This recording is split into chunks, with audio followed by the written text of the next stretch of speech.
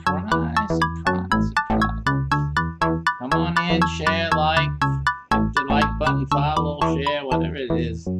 Today we're going to talk about, in restaurant business, a big problem happening out there for a couple of restaurants, more to come. But then they seem to be blaming, what is it, competition, really? We're going to talk about that today. I know the real reason. It's one that they're not willing to deal with. So we're going to talk about that today on restaurant business. Come on in. Come on in. We're talking restaurant food. And it's just amazing what these guys try to get away with. Let me just adjust some of the cameras out there. It just never ends. It never ends. How people try to hide the truth. They don't want to deal with the truth. It's almost like they said in that movie, right? You can't handle the truth. But I think that's one of the things happening right now in the news, in the restaurant business. So we're going to look at that today. Is it the competition, really? Is that the real reason your restaurant is failing or restaurant fails? We're going to look at that because I know what's really happening. Let's look at this article. It came out today. So this is fresh stuff, boy. You can't get better than this. And let's head out over there and take a look and see what these guys are talking about, trying to get away with. This is from Restaurant Business. Online.com is the URL. Financing, in the section financing, and then restaurant bankruptcies are increasing. You just do a search for that, look for that. It should be on their headline page, and you'll find that easily. The title is Restaurant Bankruptcies Are Increasing and More Could Be on the Way. And so we have a Fitch Ratings report that says that Steak and Shake and Checkers are at risk. Logan's Roadhouse and Old Chicago owner Kraftworks Holdings. Go back to November, and there you have been seeing 7 bankruptcies accounting for 13 restaurant chains. And that's not including the filing by Big Sonic Drive-In franchisee SD Holdings.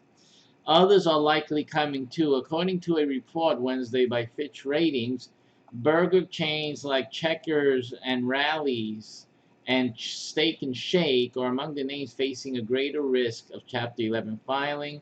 In addition, Big Pizza Hut and Wendy's franchisee NPC International is considering a bankruptcy filing. And in its report, and this is what we're going to focus on in today's show, Fitch cited reasons for the industry's challenges that will surprise nobody reading this post, according to the author here.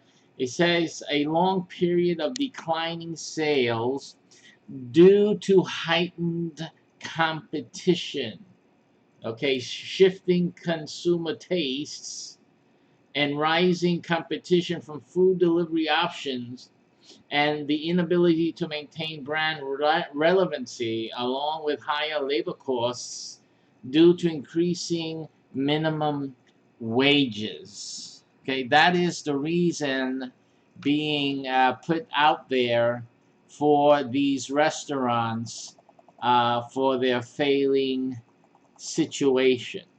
Now, I don't know which of these restaurants you in particular have yourself visited and know have first-hand knowledge of, but I'm going to talk about the two that I have visited or frequented, and they're mentioned in this article. The two that I'm going to be focusing on, and actually, wait a minute, um, actually three.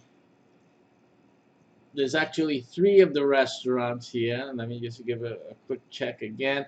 I don't know what the other 13 restaurant chains were, but at least three here. Which one is still amazing? At least three here are ones that I have frequented and I can talk about. Someone commented that their breakfast is still amazing. Which of the restaurants are you speaking about? But in any case, uh, and the three that I'm going to talk about is Wendy's. We're going to talk about a little bit about Pizza Hut, and then we're going to talk about Steak and Shake, because those are ones that I have frequented, and I believe Checkers. I can't remember the name of the place, but if Checkers is like the white restaurant, small thing where you order, in small windows from the outside, mostly like drive-through or something like that, and they got little checker marks alongside in their sign. If that's it, I've been there. Okay, so there's at least three or four that I can talk firsthand of what I can tell you a little bit more about what's really going on. So, and here goes. This is it. These when you have a restaurant, this is for people. Again, we're doing a restaurant business series, and people who are interested in starting a restaurant or getting into a food business. It's a lot of things that you guys have to be careful about. Again, business is as in all different areas, is tough. Business is not easy, and these guys are succumbing to things that really, when they're at this level, you got 13 restaurant chains. Come on now, what do you know? Or do you know anything? If you have 13 restaurant chains, you need to be at that level, a little expert, and be able to make some moves. Now, the problem here could be that because they're so big, they are slow as well. So they're slow to make changes. They're slow to see what's happening in the marketplace and to accommodate or adapt so that they can survive, because that's on a reality of everything and everyone on the planet. You have to make changes when things are changing so you can adapt and survive or overcome. So that is obviously, I think, any company, any business who is unable to move quickly in response to changes in the business world or in the marketplace, I think you're just asking for trouble. I mean, you guys have to realize this. You don't have to be a large restaurant either, business, to have this issue. We've done shows in the past that show, what do you call it, one owner or family owned businesses. You only have one guy there at the head, at the helm, and he's just coasting and letting his business go down the tubes and just watching it, and you say, like, I can't do anything. So it's like, seems ridiculous. I'm going to show you the proofing here. The evidence is that if you have a small restaurant, one location, you have the owner, the original owner, the family business, and they find they're running this thing and it's going down the tubes, and they just sitting there like waiting like for the last brick to drop or whatever it is. And then you find these 13 different restaurant chain holding companies, right? And they're doing the same thing. There's a problem here. There is a big problem here.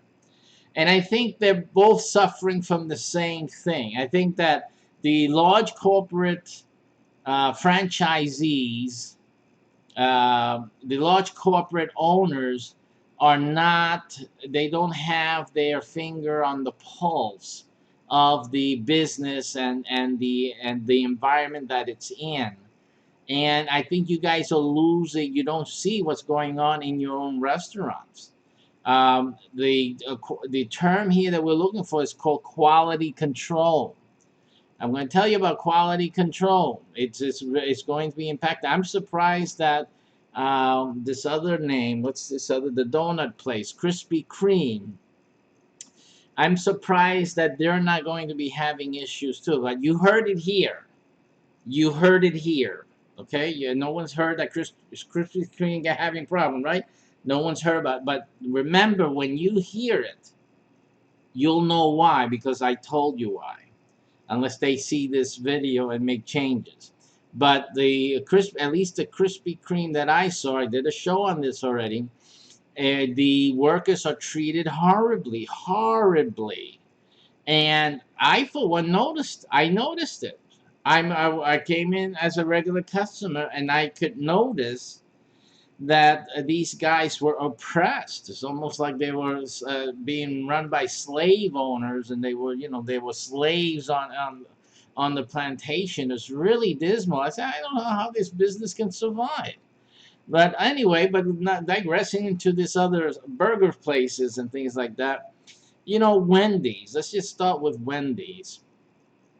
Wendy's, I appreciate Wendy's because it provides, as far as the appearance of the burger, the things that they promote in their burgers, and actually when you get the burger, it seems experientially, which means by the tasting, by looking at what's in the sandwich, and it seems to be that they provide, comparing it with other sandwiches from other fast food places, especially the burger places, the big ones.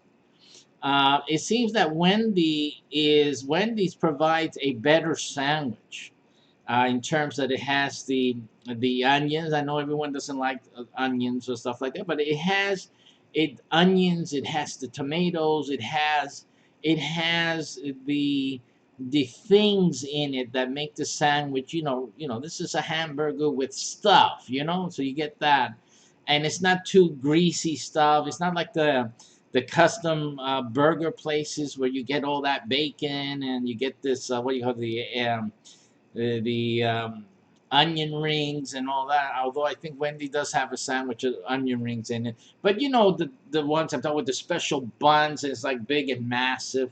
So we're not talking about that. That's like another experience. You don't want that. People don't want that sandwich in a Wendy's or even in a McDonald's or anything. You're not really looking for that.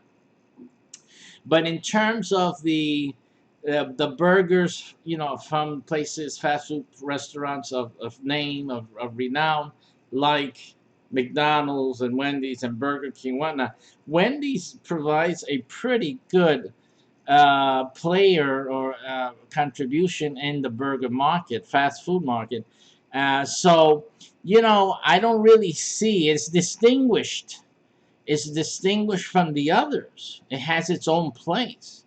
So I don't really see, if they're looking at the big boys there and those like Five Guys, I think, Five Guys and whatnot, these other burger places that have their master burgers, that you like for monster burgers and stuff like it. That's not the right people to say that they're competing, even if the people that your customers go there and frequent there, that doesn't mean, because we're not going to go always to Five Guys. We're not always going to go to the other,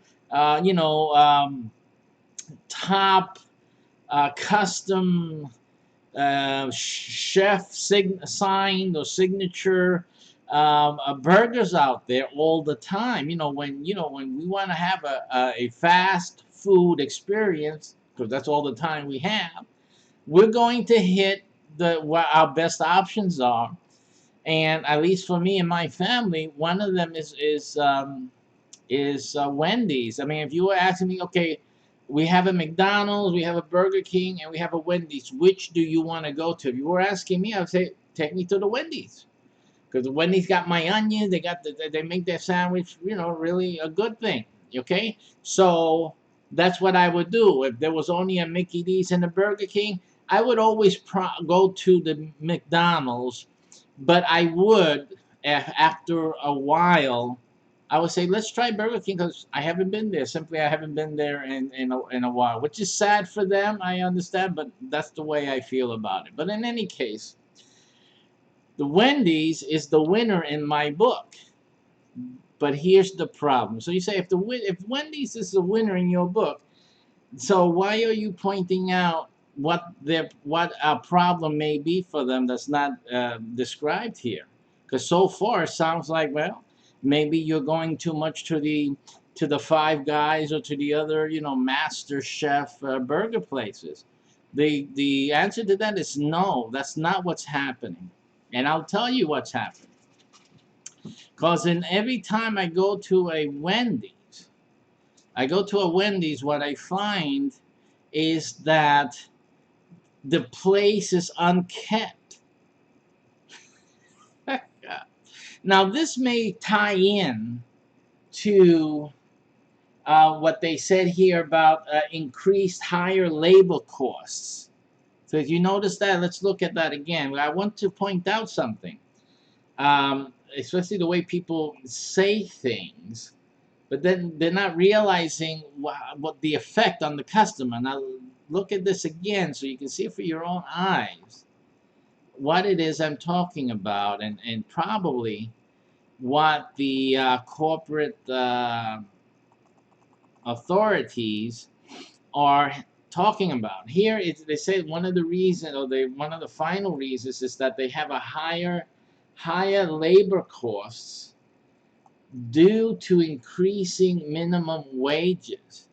But again, they're not saying, as I've been noticing, is this? Let me see if you guys. I want you guys to see it, because this is important. Higher labor costs due to increasing minimum wages. Now, I know as a business person that one of the things that we do in business is we deal with problems in certain ways. When I have to pay out more in terms of hourly wages, the tendency, it's a logical one, is to reduce employment. In other words, we get rid of one employee, and then we can divvy up the salary that we were paying anyhow, because we're not getting more sales. See, we're not making more sales to make more profit so that we can pay higher salary for everyone. If you guys want higher salary, people need to understand this. If people want higher salaries, what they're asking for is for one or two of their compadres, fellow workers, to lose their job, because that's what we're going to do. People don't understand that when they're all these union guys and all that, they want more money. Okay, what's going to happen? Okay, I can give you more money. I can give you twice the amount of money, but I'm going to get rid of half of the workforce. See? And that means that you are going to have to do the work of two people. Now, that's no good either, is it? Okay? So that's the problem. So when they say they have higher labor costs due to increasing minimum wages, They're saying two things. They're saying that they're not making any more sales because the profits aren't going higher. So it's kind of stagnant.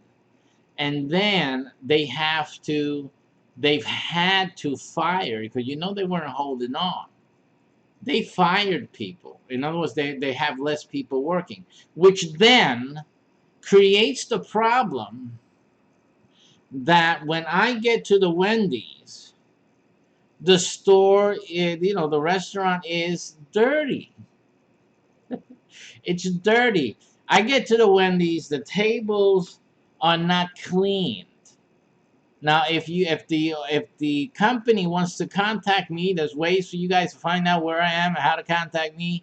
I will be more than happy to tell you which of these restaurants that I frequent and that I found to be uh, almost filthy. Not as filthy as the Burger King, but that's a different story. There's one Burger King here that is the filthiest restaurant that I can imagine walking into.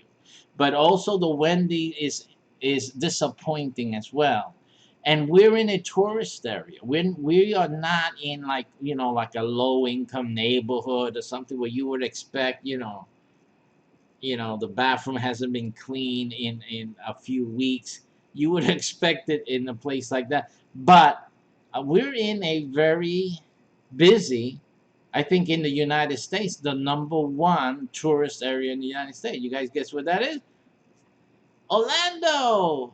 We're right here next to Disney. And right next to Disney, where everyone on the planet comes for holiday, we have a filthy Wendy's. I mean, it's just filthy compared to other. If you go to a Chick-fil-A, now we talk about comparison. Walk into a Chick-fil-A, and you can probably eat off the floor. Not that you need to there, but if you had to, I mean, you wouldn't gag at the thought because actually a Chick-fil-A place is pretty clean. That place. And they're going to come and serve you anyway and make it nice and put out a tablecloth and they're going to give you some white glove service. That's the Chick-fil-A. But if you go to this like a Wendy's, and we're talking about somebody got to get out there and do some cleaning. So in fact, that's made me reduce my visits to Wendy's or any burger place. Anything I see that Burger King, I try to go to a Burger King, because like once in a year you have to do it, and it just can't. I'd rather avoid a Burger King here because it's distressing. And if it's not that the place is dirty. I mean, they may pass a mop on it, but it's just the place is dirty. It's not just about passing mop. Somebody got to understand the science of cleaning a restaurant. It's not just passing a mop. You have to maintain the look, the appearance. Just like you tell them about the sandwiches. The sandwich has to appear this way. This is the way you got it. Well, the cleaning of the floor has to also result in this appearance, because if you don't have it, we got a problem here, Houston. And this is what you guys are running a restaurant. It's my restaurant rant. You guys are running a restaurant and you're making it look like you're running it in a subway in New York City. Have you ever been in one of those? That's how it's getting now. And the way you guys make these restaurants, that when they get like older and grittier, they look just like a subway tunnel, a subway station. It's just a bad thing. Because I grew up in New York City, and I know like tiles on the wall, the white tiles on the wall, those were used in the bathrooms of the subway. And not that I frequented them, by the way, just a note. One time I had a bad problem I needed to get fixed. and I needed some relief. And the one time in all my life that I needed to use the bathroom in the subway, New York City, was there was no bathroom. First of all, there was no bathroom to use. There was the room, it said bathroom, but it had no toilets, it had no urinals, and yet it was full of people. Don't know what's going on. I went in. I'm sure they looked at me like, what is this guy doing? I went in. I went all the way to the back. I saw no toilets, and I just walked out because I didn't even have. I was in such a dire need to sit and let it go. Sorry about that, but I have to tell the truth. I had no time to even bother looking at what was going on, if anything was going on. I can't tell you right now if anything. I just left. I had to go out of the station and had to find a restaurant, unfortunately, that had, at least they had a bathroom that was working. But again, they let these places go, and it's just terrible. So again, I don't see why they are just talking about higher labor costs when there's certain standards that should be maintained in any restaurant, especially branded restaurants that are a chain restaurant, because this has damaging effects throughout your chain. It's not just one location. You got various locations. And when you start having people talking bad about this, I went in there, it was like this, I went in there, the service was horrible, that's creates a ripple effect. And we're talking about where people are going to eat. You have to have cleanliness. Now we got this issue with coronavirus.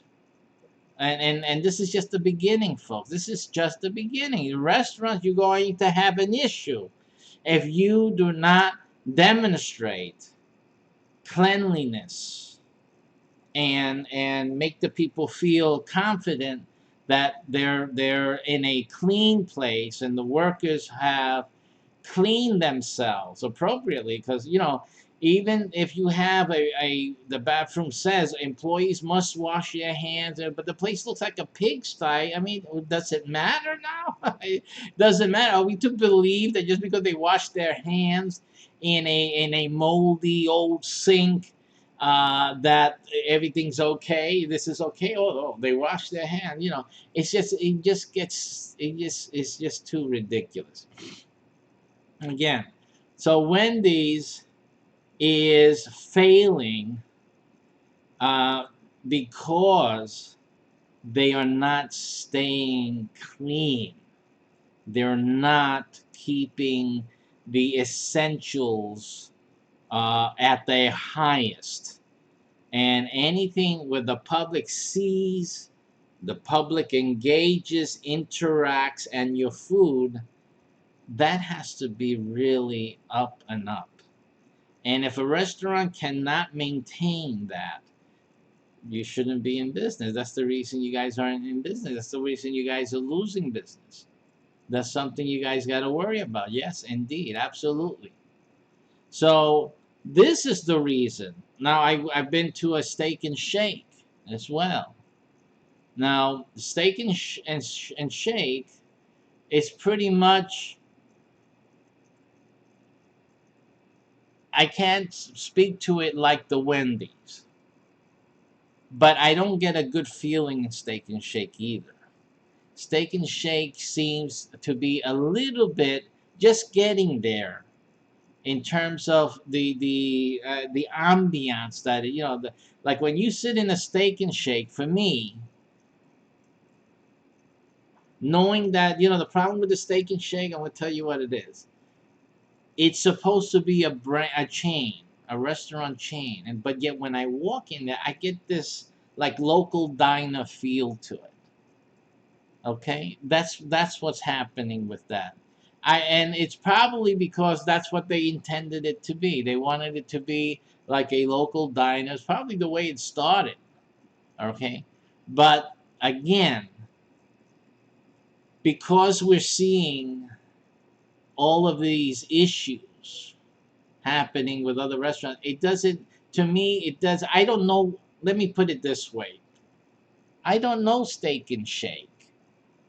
I don't know it like, oh, that the when it started back when, oh, what a great place to hang out with our friends from school. I don't know Steak and Shake. You're trying to reach people who never had those early day experiences. But when we come in, immediately make a comparison between this and, like a lot of better places, quite frankly.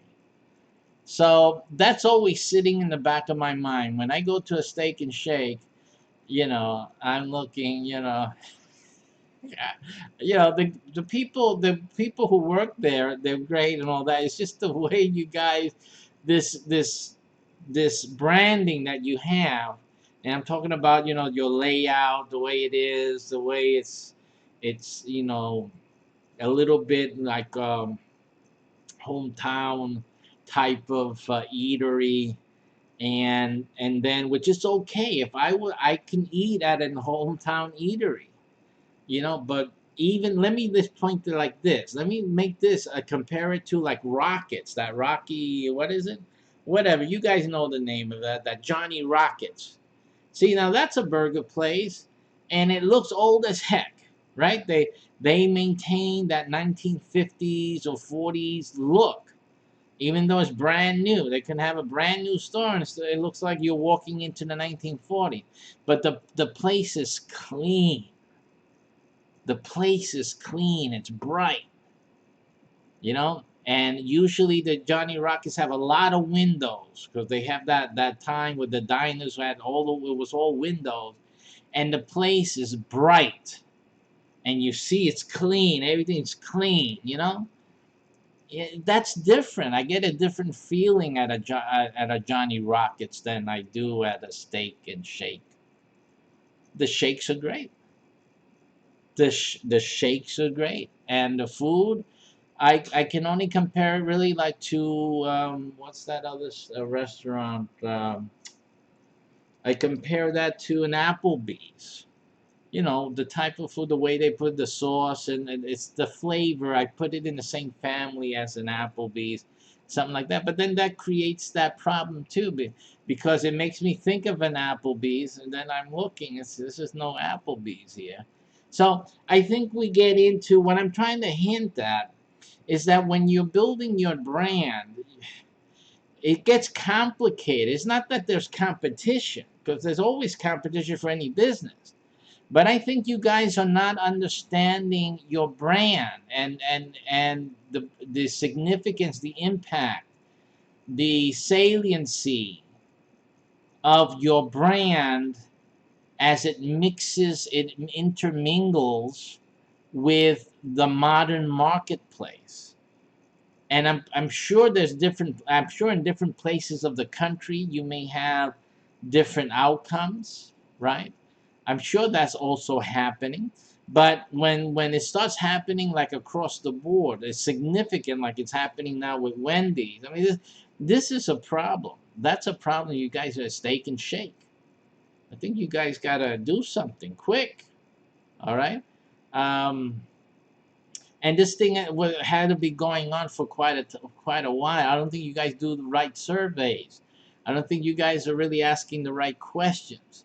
I think you guys you think you have a great idea, and yeah, it works. This restaurant works. It's working here and there, so let's go with it. And you only copy and duplicate it over and over and over again, and like you ride it like a horse until it dies. I think that's the mentality that pervades. I think it's an era, and it's no different than the small time restaurant owner who also puts everything into his restaurant and just stays with it, even though it's going, there's no more sales in terms of increasing daily sales to do things with it, to make changes. I think you guys get stuck.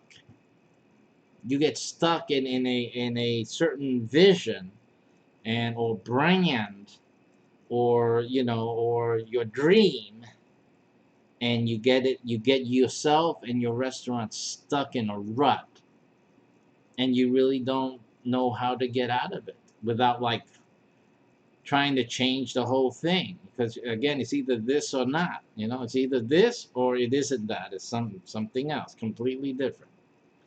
So that is sad. I think that it's sad that people don't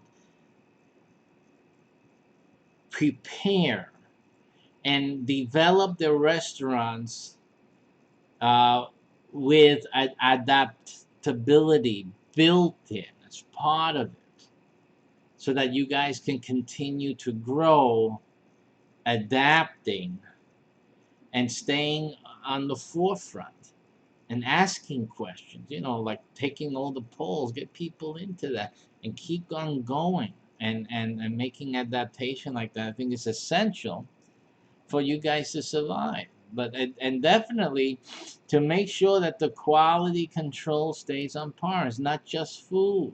It's how you're treating Pepe, the employees. It's how, because they're the ones that, after all, they're the ones who have to clean.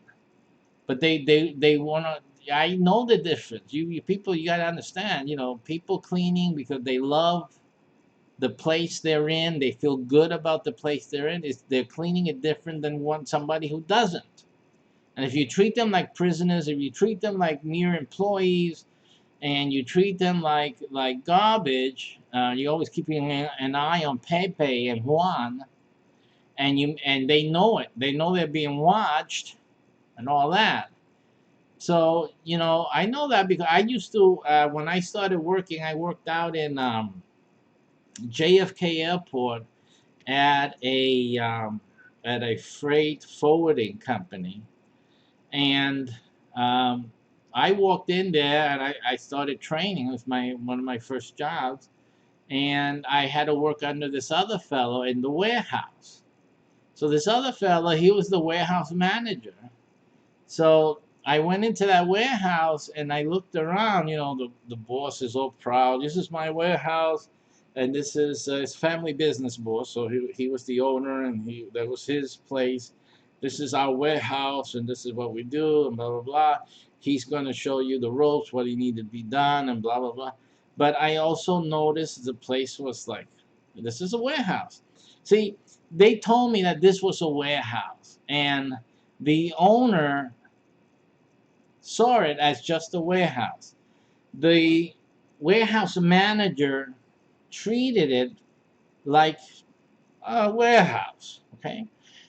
And I started to work there, and the owner said, "Now, when you guys aren't doing anything, you guys can go and start, clean the warehouse and start doing some file things and whatnot, that they, reuse files. So they wanted the files set to be reused again with a new label, and it's available. So for someone needed a label for a new client or whatever. So, but the warehouse manager that they had, this guy didn't want to do squat. There was like two big boxes of these folders, and I asked him, "How long you been working here?" And he said what it was. It was at least 2 years or more. And I said, "How long have these files been here? These folders?" He said, "About the same time. When I came in, that was there." I said, "Really?" I said, "It's that busy here. You don't have time to do that." I just do a few. They just want you to work your bones off and whatnot, blah, blah, blah. But I said, but every time they will come in, they would say, "Hey, why aren't you doing the folders?" Right? So that peskiness and pestiness every day, I can't work that way. I don't like it. So anyway, he told me, I started saying, when there was nothing to do, I said, "Let's do some files." And he said, "I don't want to do that." I said, "Okay, but when he wasn't there, I would go and do those folders, and I finished them. I was there. I don't know how many. If it took a week or two, I can't tell you. Even a number of days, I won't be able to tell you. But I finished all those folders. In comes the boss one day, and he says, "Oh, what's happening?" And I also was cleaning. So after I did the folders and drawing off and on, I would clean. The place was filthy. This warehouse was filthy. And I cleaned some. I saw that the floor looks nice, and it had a shine to the floor, but you would never know because it was filthy. So I started organizing things and putting things nicely in the shelving and all that. And I started cleaning up the floors, and then I did the folders. And then one day, the soon after, the owner comes walking in, and he sees us sitting doing nothing.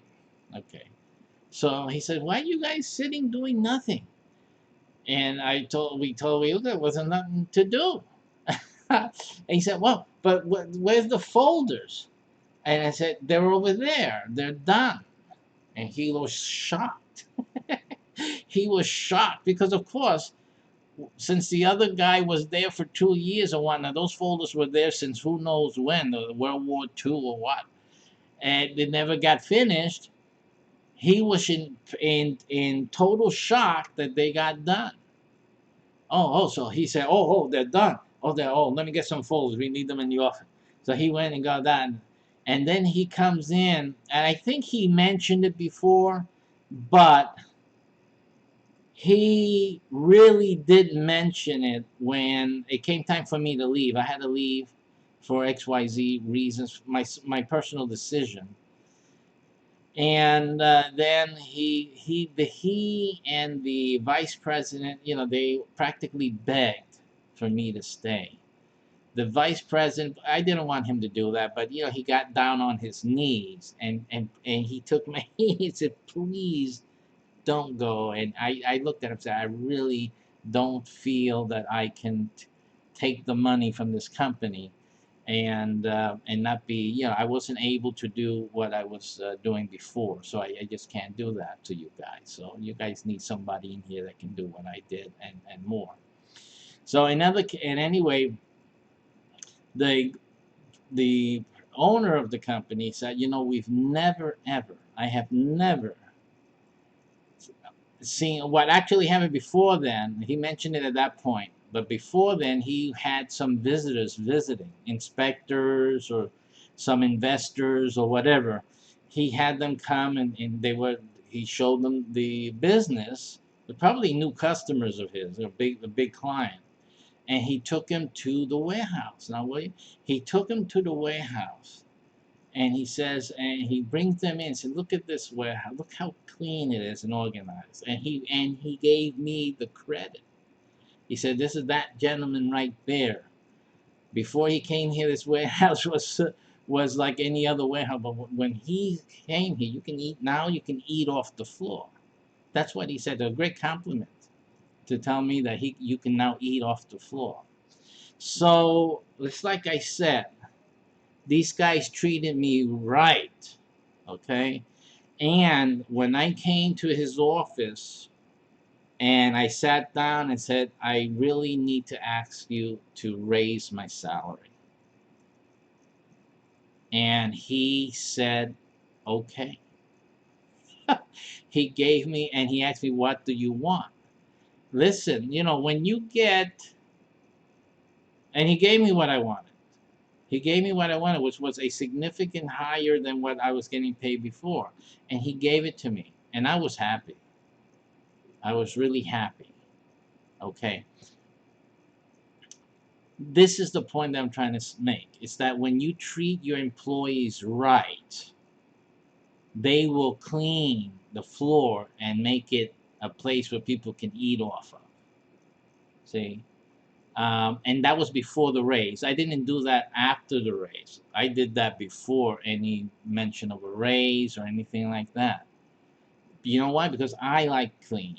I like to be in a clean. I like to feel good in where I work.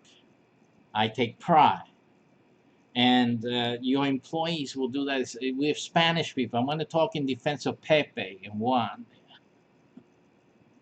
We take pride, okay? But we have to make sure, you have to make sure that you're going to show appreciation. It doesn't necessarily mean a raise. It means appreciation. It means treat us right. Appreciate the clean place. And what I was able to get really before the raise or anything that came up, I got, and the warehouse manager got too. Because of me, we got left alone. We got left alone. The boss would never come back into the warehouse again to ask, what are we doing? He never bothered to do that again. He only came in to look for something he needed for the office, or something he knew was there that he had to get from time to time, some things that they needed to do the business. But he never, we would be sitting there, I would be sitting there lying back, leaning back on the chair, and just, we'll be looking outside. And he would never bother us again what we're doing. See, now, and I taught that warehouse manager, young kid, he was a young kid like I was, but I taught him a lesson. And I said, listen, you when you're working, you have to, this place, I cleaned it. I didn't clean it for the owner. I cleaned it for me. And you have to have that personal thing where you work for yourself. It's not for the boss. You're working for yourself. This is what you do. This is what I do, and I feel proud of what I do. I do it well. That's really what you need to be doing. And everything else works out. I got the raise later on. But what I got first was a nice, clean warehouse to work in. And then I got peace because the boss wasn't coming in and breathing down our necks. What are we doing? Do this and do that. It was easy street after that. And his son, and I looked at the guy, you had this guy breathing down your neck for 2 years, and you would have had him here for another 2, 3, 4 years doing the same thing day in and day out, simply because you're too lazy to go and finish the cause of your pain. So anyway, I taught him that lesson, and it was a living proof. And in the end, before I went, I had to go later on for my own personal reasons. I wanted to start my own business as well, and I made enough money to do that. So that was me, okay? But before that, about a year before that or so, they got rid of the other guy. And I became the warehouse manager.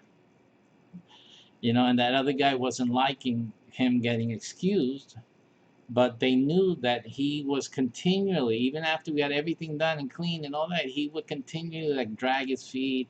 He was like not a guy to talk with and ask for, can you do this? Can you stay another hour and get this finished and blah, blah, blah. He was like, I'm working till 5 and that's it. He uncooperative, unhelpful. So again, it's like I said.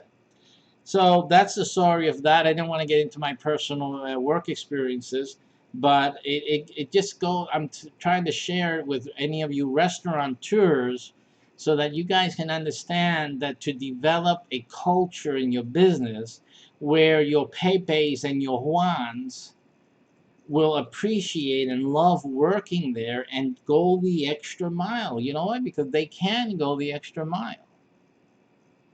They can and will. But the environment has to be a way that, my boss has my back, and he looks out for his employee. He's looking out for us. He's interested in what we're doing in our lives. We're just not making money for him. So, and the people I was working for, they were just honest business owners. And what helped out was the fact that I'm a business-minded person myself. So I understand these guys are busy. They need me here. They need my help here to make it work. So you have to understand that when you're as an employee, and your employees will appreciate when you appreciate them, okay, and you're open and honest with them, they will see, hey, oh my goodness, I'm needed. And the success of this business is profitability, getting people to come in here and they like it and enjoy their stay, and they'll bring more folks in here, and that brings more money for the company. That's something that I'm interested in making happen. You have to get there. You can't just tell them to do it. You have to develop the culture. That's what you guys spend a lot of money on software. You spend a lot of money on different solutions, but you're neglecting culture and you're neglecting cleaning the damn floor. Getting, keeping the guy who cleans the floor wonderfully. That's the guy you got to keep there. Don't fire that butt. You need him there in place. I'm being a little funny on that, but it's the fact is that you guys need to nutrient. It's like a body. You need to give it nutrients, not just wear it to the bone. And that's what's important in running a restaurant and any business. Really, this advice that I'm giving is really good for any type of business, but particularly the restaurants who are going to be facing in the next couple of years uh, a lot of issues, and there's going to be a lot of heads rolling. Yeah. But the restaurants that go the extra mile and make sure that your branding, communicates to the marketplace, okay, and you maintain a good culture in each of the restaurants. These are the things that you really need to look into and to foster. Again, we're able to assist anyone, any restaurateur. If you're an owner, chain restaurant owner, or you have a one restaurant or a few that you want to expand, you like the idea of culture and all that, and you want to retain me to help your restaurant. All you have to do really just to get the ball rolling is to go to this URL and just click through. Click through. Yeah, you'll put in a payment and you look at it as a retainer. When we communicate with you, it doesn't matter that like you're not trying to start a new restaurant. That has nothing to do with it. It's just a way for us to begin working together. Get my retainer, send me that, and then we'll start working with you and to help you develop a wonderful culture that exudes the quality and the message that you want to bring out to the marketplace. And we will help you do that, accomplish that, and then we make the arrangements for whatever regular fees and depending on what exactly you need and whatnot. But this is the way to start. It's the way to contact us. Just go through it, and that's how we start helping anyone who's interested in restauranting, who's interested in any type of food business. This is the way to get started, and I'll help you with everything else. Look through that video for others who are interested in starting in the food business, who are interested in starting in the restaurant business. Look at the video at this URL, listen to what we're doing, and see that like this issue that they're having, this would not be an issue with the restaurants that work with us. And you'll see the reason why in the video. You have to pay close attention. Yeah, you're gonna have to use your brain a little bit, but if you're the smart one that you should be if you're starting a restaurant, you will see it and you will understand, oh wow, if I was doing my restaurants with him and with this network, I wouldn't have that problem that these guys are having. These are big multi-million-dollar players here. They're having some issues, but they're not doing it the way we're doing our thing.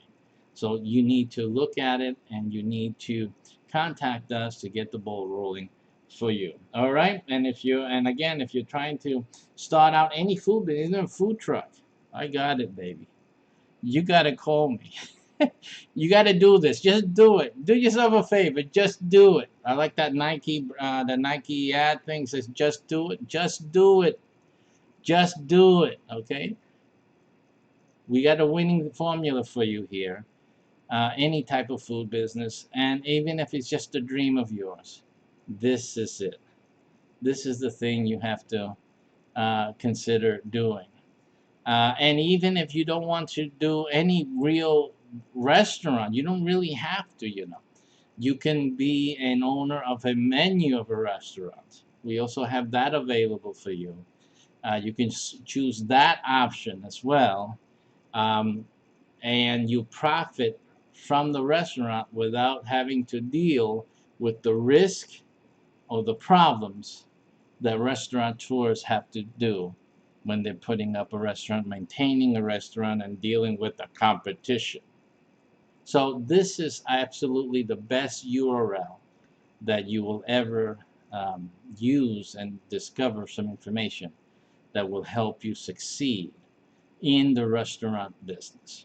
And with that, I thank you for watching. Share this with your friends, those interested in have a dream of starting a restaurant. This is the best way to start it. Give them that URL, watch it with them, and think about it. But don't think too long, because this is a limited opportunity as well. So we are doing great things, but we can't help everyone. We have to concentrate on the ones who act now. So do that, and we'll see you soon. Take care, and I'll see you guys next time.